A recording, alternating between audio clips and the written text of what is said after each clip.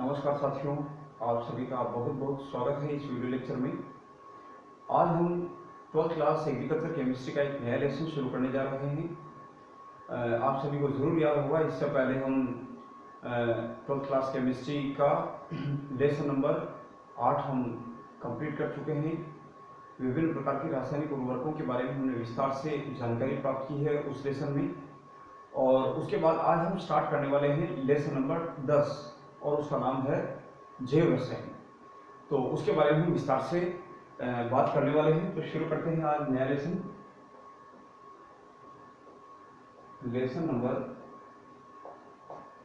10 और उसका नाम है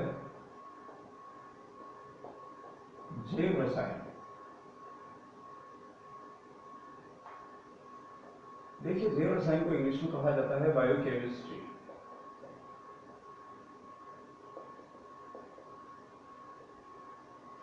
बायोकेमिस्ट्री। तो देखिए, जैव रसायन का जो शाब्दिक अर्थ है वो है जीव जंतुओं में पाए जाने वाले विभिन्न प्रकार के जैव अणुओं का विस्तार से अध्ययन। उसे ही हम बायोकेमिस्ट्री या उसे ही हम जैव रसायन के नाम से जानते हैं। अगर हम बात करें शब्द जैव रसायन की या बायोकेमिस्ट्री, तो यह शब्द सबसे पहले सन 1903 में बायोकेमिस्ट्री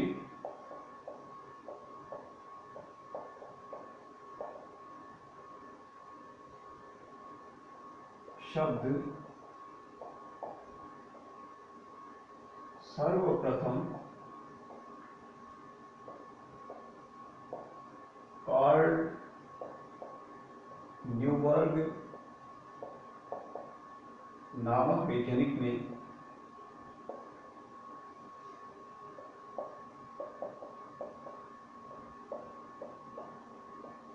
सन 1903 में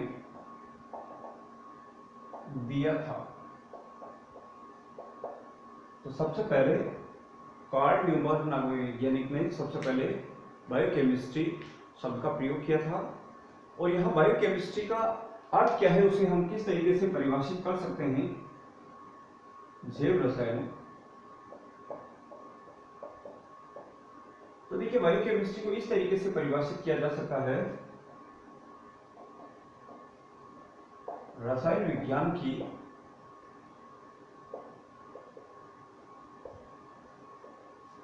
वह शाखा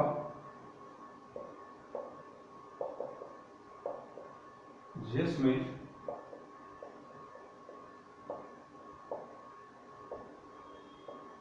विभिन्न जैव अणुओं का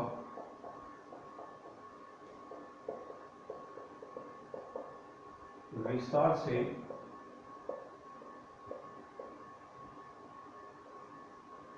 अध्ययन किया जाता है,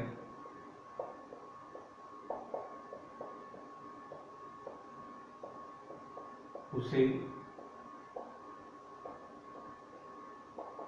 जैव रसायन कहा जाता है। जैव रसायन कहा जाता है। कुछ प्रमुख जैव अणु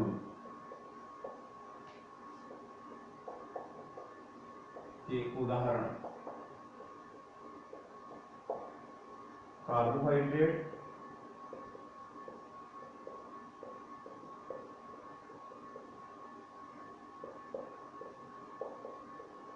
प्रोटीन, वसा, विटामिन, न्यूक्लिक अम्ल आदि। तो इस तरीके से हम कह सकते हैं कि जैव रसायन रसायन विज्ञान की एक शाखा है, और उस शाखा में विभिन्न प्रकार के जैव अणुओं का विस्तार से अध्ययन किया जाता है। जैव अणु का तात्पर्य है सजीव की वह मूलभूत इकाई जिसके माध्यम से सजीव की विभिन्न प्रकार की जैव रासायनिक प्रक्रियाएं पूर्ण होती है। उन इकाइयों को जैव अणु के रूप में जाना जाता है। और जो सजीव है उसके शरीर का निर्माण जैव अणुओं के माध्यम से होता है, जैसे कार्बोहाइड्रेट, प्रोटीन, वसा, विटामिन, एंजाइम्स, न्यूक्लिक अम्ल, ये सारी जो चीज़ें हैं ये कहलाती है जैव अणु। और जैव अणु मूल रूप से कार्बनिक अणु होते हैं, जटिल कार्बनिक पदार्थ होते हैं, और उनका अध्ययन किया जाता है जैव रसायन में। ठीक है, अब इस पूरे लेसन में हम जो विस्तार से बात करने वाले हैं वो इन्हीं जैव अणुओं के बारे में करने वाले हैं, और वन बाय वन इनको हम डिटेल से देखने वाले हैं। आज की इस क्लास में हम विशेष तौर से जो बात करने वाले हैं वो है कार्बोहाइड्रेट और कार्बोहाइड्रेट के जैविक कार्य। तो कार्बोहाइड्रेट क्या होती है और उसके वर्गीकरण के बारे में हम स्टार्ट करते हैं।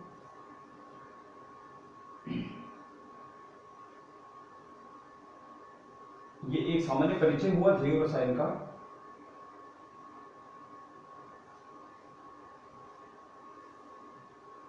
अब जैव अणु में सबसे पहले हम स्टार्ट करते हैं कार्बोहाइड्रेट।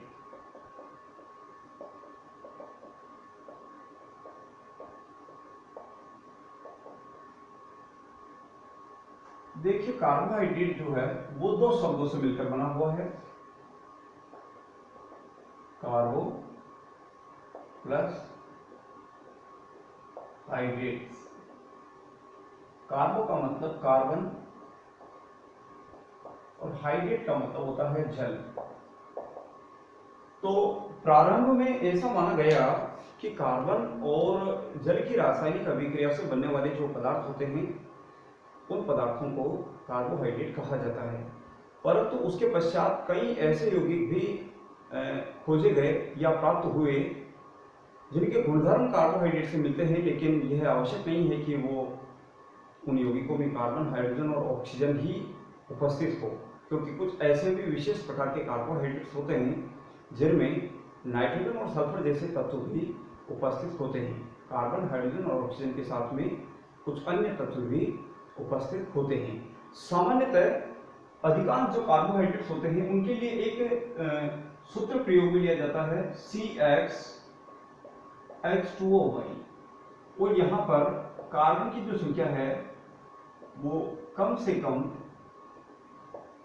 3 होती है। कार्बन की संख्या कम से कम 3 होती है।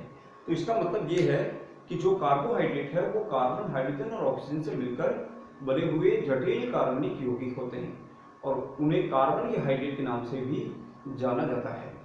तो अब यहाँ पर हम जो कार्बोहाइड्रेट है उसकी जो वैज्ञानिक परिभाषा की अगर हम बात करें तो उसे हम कुछ इस तरीके से परिभाषित कर सकते हैं कि कार्बोहाइड्रेट रासायनिक रूप से, रासायनिक दृष्टि से वे यौगिक होते हैं जिनमें एक से अधिक संख्या में हाइड्रोक्सी समूह उपस्थित होते हैं, अल्कोहल समूह उपस्थित होते हैं, और साथ ही साथ ऐसे यौगिकों में एल्डिहाइड या कीटोन जो क्रियात्मक समूह है वो उपस्थित हो सकते हैं, या ऐसे यौगिक जो जल अपघटन के पश्चात एक से अधिक संख्या में हाइड्रोक्सी क्रियात्मक समूह युक्त एल्डिहाइड या कीटोन यौगिक का निर्माण करता है। ऐसे यौगिकों को कार्बोहाइड्रेट के नाम से जाना जाता है। उसे हम इस तरीके से परिभाषित कर सकते हैं,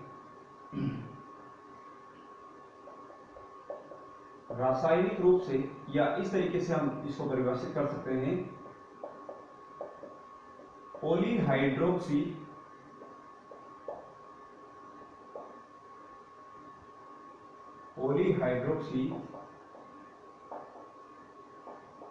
एल्डिहाइड या कीटोन या जल अपघटन से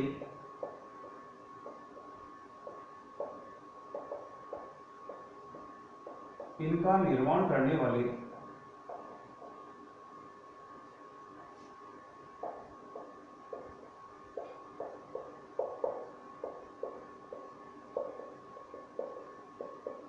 कार्बनिक यौगिक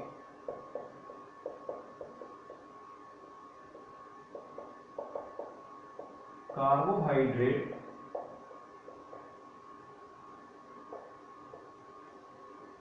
कहलाते हैं। सामान्यतः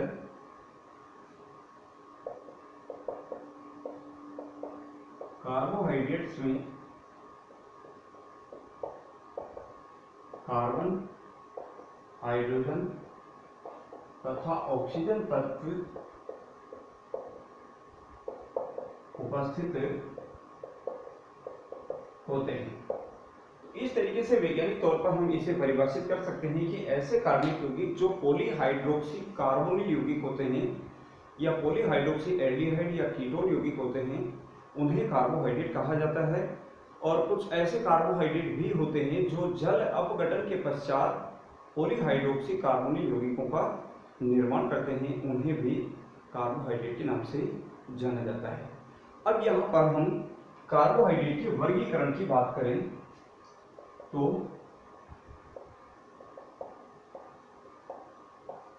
कार्बोहाइड्रेट्स का वर्गीकरण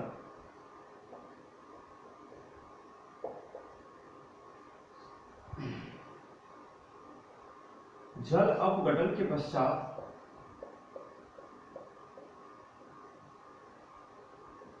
जल अपघटन से प्राप्त होने वाली इकाइयों की संख्या के आधार पर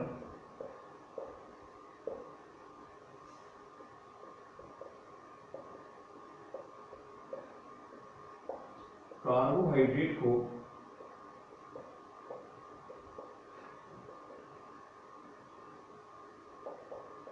निम्न 3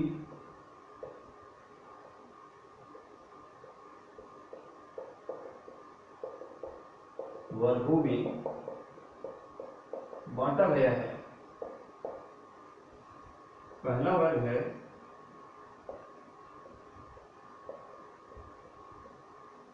मोनोसेकेराइड और दूसरा ग्रुप है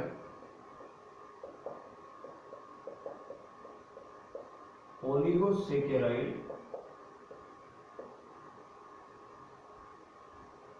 और तीसरा ग्रुप है पॉलीसेकेराइड।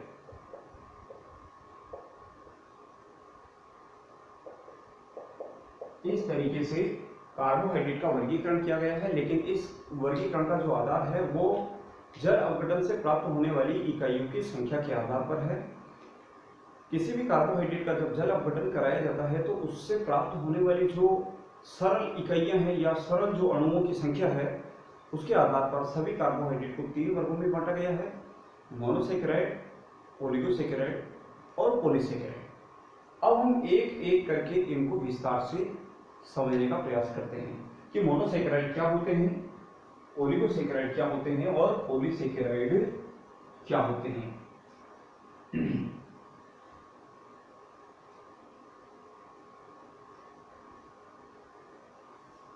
सबसे पहले हम स्टार्ट करते हैं मोनोसेकेराइड।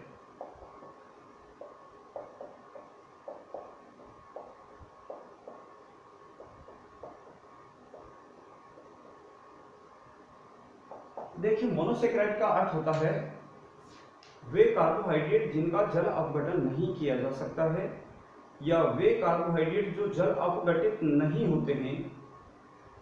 ऐसे सरल कार्बनिक अणु को, ऐसे सरल कार्बोहाइड्रेट को मोनोसेकेराइड के नाम से जाना जाता है, मोनोसेकेराइड के नाम से जाना जाता है। और मोनोसेकेराइड के जैसे उदाहरण अगर हम देखें तो ग्लूकोज, फ्रक्टोज,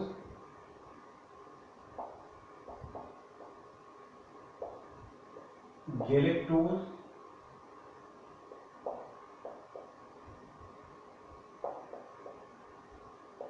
आदि।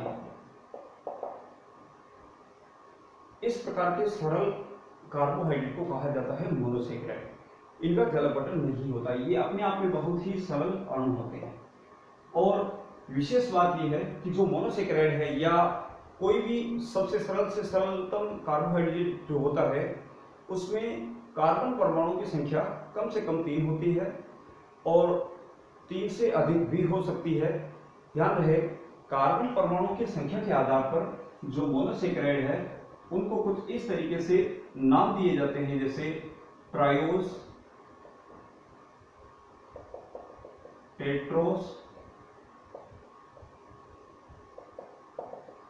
पेंटोज और हेक्सोज।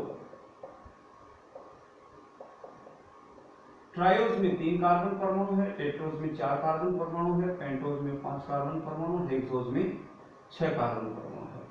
और इन सब के नाम से पता चलता है कि जो मोनोसेकेराइड कार्बोहाइड्रेट्स होते हैं या मोनोसेकेराइड्स जो होते हैं उनके नाम के अंत में ओज अनुलग्न जोड़ा जाता है, ओज लगाया जाता है। ट्रायोज का मतलब 3 कार्बन वाला, टेट्रास का मतलब 4 कार्बन वाला, पेंटोज का मतलब 5 और हेक्सोज का मतलब 6 कार्बन वाला कार्बोहाइड्रेट्स। और जितने भी कार्बोहाइड्रेट्स होते हैं उनमें जो अल्कोहलिक समूह होते हैं जिनको हाइड्रोक्सी समूह कहते हैं उनकी संख्या 2 से ज़्यादा होती है, कम से कम 3 होते हैं और उससे भी अधिक हो सकती है। और उनके अंदर एल्डिहाइड या कीटोन जैसा कोई कार्बोनिल समूह है जरूर उपस्थित होता है। तो ये हुआ मोनोकार्बोहाइड्रेट के बारे में। उसके बाद सेकंड जो है उसकी बात करें ओलिगोसेकेराइड। ओलिगोसेकेराइड्स, देखिए ओलिगोसेकेराइड्स का मतलब होता है ऐसे कार्बोहाइड्रेट जो जल अपघटित होकर 2 सरल इकाइयों में अपघटित हो जाते हैं। ऐसे कार्बोहाइड्रेट जो जल अपघटन कराने पर 2 इकाइयों में अपघटित हो जाते हैं और 2 से 10 इकाइयों का निर्माण करते हैं। ऐसे कार्बोहाइड्रेट जो जल अपघटित होकर 2 से 10 सरल कार्बोहाइड्रेट इकाइयों का निर्माण करते हैं, ऐसे कार्बोहाइड्रेट कहलाते हैं ओलिगोसेकेराइड। अब यहाँ पर ध्यान देने वाली बात है कि ऐसा कोई कार्बोहाइड्रेट है जिसका जल अपघटन कराया जाता है, तो यदि वह 2 इकाइयों में अपघटित होता है तो उसे डाइसेकेराइड के नाम से जाना जाता है, और यदि इकाइयों का निर्माण करता है जल अपघटन के पश्चात तो उसे ट्राइसेकेराइड, और इसी प्रकार से संख्याओं के आधार पर डाइसेकेराइड, ट्राइसेकेराइड, टेट्रासेकेराइड, पेंटासेकेराइड, हेक्सासेकेराइड, इस तरह के नाम से इन ओलिगोसेकेराइड्स को जाना जाता है। इन नामों से उनको पहचाना जाता है। अर्थात जल अपघटन से प्राप्त होने वाली इकाइयों की संख्या के आधार पर ओलिगोसेकेराइड को फिर से डाई, ट्राई, टेट्रा, पेंटा, हेक्सा सेकेराइड के नाम से जाना जाता है। यहाँ सेकेराइड शब्द का मतलब शर्करा से है, सरलतम इकाई से। तो ये कुछ ओलिगोसेकेराइड्स और कुछ ओलिगोसेकेराइड्स में खास तौर से डाइसेकेराइड्स के हम कुछ उदाहरण देखें तो उदाहरण है जैसे सुक्रोज, माल्टोज तथा लैक्टोज।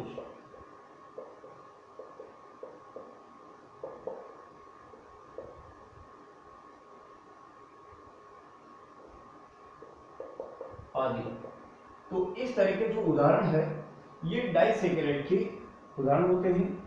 सुक्रोज का जब जल अपघटन कराया जाता है ऐसी परिस्थिति में ग्लूकोज तथा फ्रक्टोज मोनोसेकेराइड इकाइयों का निर्माण होता है।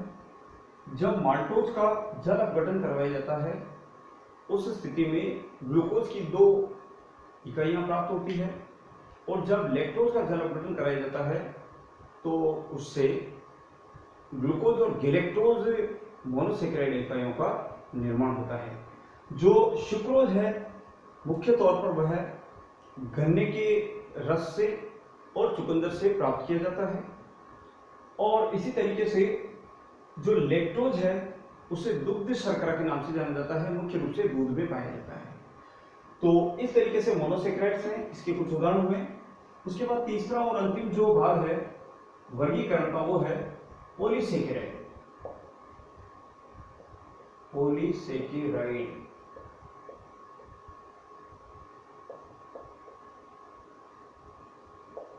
देखिए, पॉलीसेकेराइड, पॉली शब्द का मतलब होता है अनेक और सेकेराइड का मतलब होता है शर्करा अणु। तो ऐसे कार्बोहाइड्रेट जो जल अपघटित होकर 10 से अधिक मोनोसेकेराइड इकाइयों का निर्माण करते हैं, 10 से अधिक सरल इकाइयों का निर्माण करते हैं, ऐसे कार्बोहाइड्रेट कहलाते हैं पॉलीसेकेराइड। अनेक सरल इकाइयों से मिलकर बने हुए जटिल कार्बोहाइड्रेट कहलाते हैं पॉलीसेकेराइड। और पॉलीसेकेराइड के जो कुछ प्रमुख उदाहरण है वो है स्टार्च, सेल्यूलोज तथा ग्लाइकोजन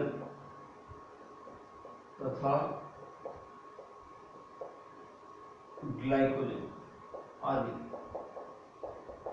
ये कुछ उदाहरण है पॉलीसेकेराइड के। जब इनका जल अपघटन कराया जाता है, ऐसी स्थिति में ग्लूकोज, फ्रक्टोज, माल्टोज जैसी इकाइयों का निर्माण होता है। इन इकाइयों में इनका अपघटन होता है।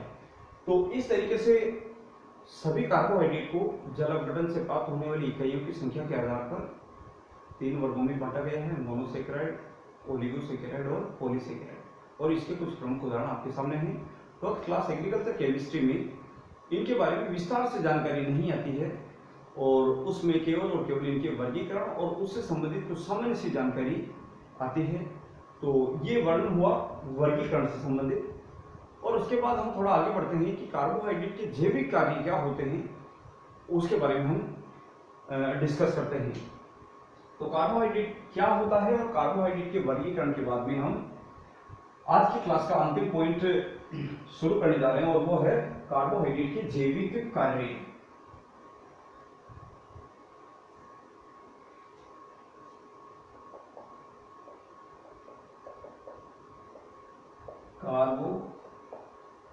कार्बोहाइड्रेट्स के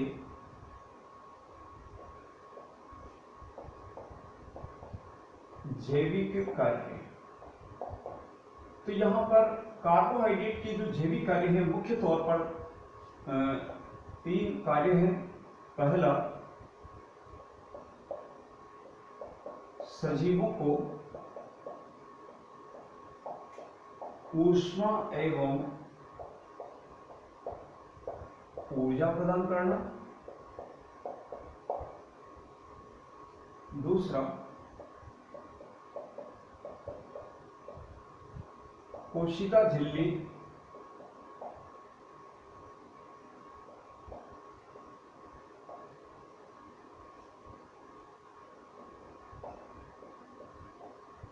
का निर्माण करना।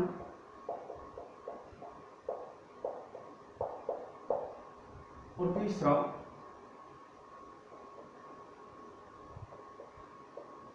कोशिका कंकाल का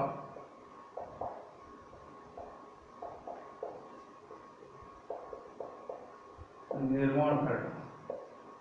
ये कुछ प्रमुख कार्य हैं कार्बोहाइड्रेट के। जैसे कि आप जानते हैं कि मनुष्य हो, चाहे कोई पशु हो या कोई पक्षी हो, सजीवों को अपने दैनिक जीवन के कार्य करने के लिए ऊर्जा की आवश्यकता होती है, और वह ऊर्जा उन्हें भोजन के माध्यम से प्राप्त होती है।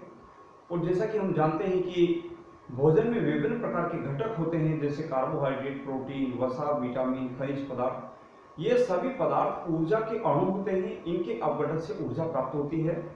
उसी कड़ी में कार्बोहाइड्रेट भी एक ऊर्जा के अणु होते हैं। जब कार्बोहाइड्रेट का अपघटन होता है या उनका पाचन होता है, तो उससे ऊर्जा मुक्त होती है, और वही ऊर्जा सजीवों के दैनिक जीवन के कार्य में व्यतीत होती है।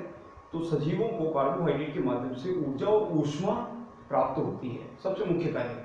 और उसके अलावा कोशिका झिल्ली जो है, उसका मुख्य घटक होता है कार्बोहाइड्रेट। और उसके अलावा जो पादप कोशिकाएं होती है, उनकी कोशिका भित्ति का जो निर्माण किया जाता है, उसे हम कोशिका कंकाल के रूप में जानते हैं। उसका निर्माण में भी विभिन्न प्रकार के कार्बोहाइड्रेट की बहुत ही महत्वपूर्ण भूमिका होती है। तो ये इसके कुछ प्रमुख कार्य होते हैं कार्बोहाइड्रेट के। तो इस तरीके से अनेक जैव अणुओं में से कार्बोहाइड्रेट जो है वो भी एक जैव अणु माना जाता है, और इसका अध्ययन भी जैव रसायन नामक शाखा में किया जाता है, रसायन विज्ञान की शाखा में। और इस तरीके से आज की इस क्लास में मुख्य रूप से हमने कार्बोहाइड्रेट्स के बारे में विस्तार से समझा है, और इस शाखा के बारे में कुछ सामान्य जानकारी के बारे में हमने चर्चा की है। तो इसी तरीके से जो अन्य शेष बचे हुए जो जैव अणु है, उनके बारे में भी हम डिटेल से डिस्कस करेंगे आने वाले कुछ वीडियो में। तो फिलहाल के लिए इस वीडियो में बस इतना ही। धन्यवाद।